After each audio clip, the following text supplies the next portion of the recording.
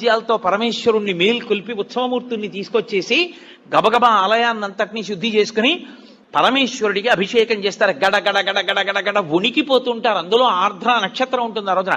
ఆర్ద్ర అంటేనే తడి.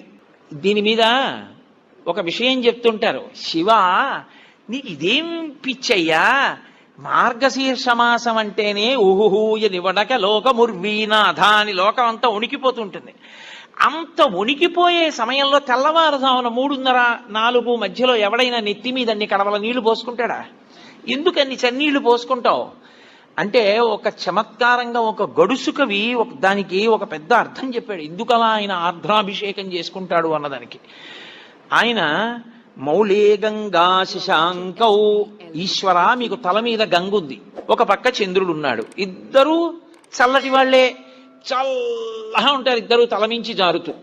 పోన్లే తలమించి జారుతూ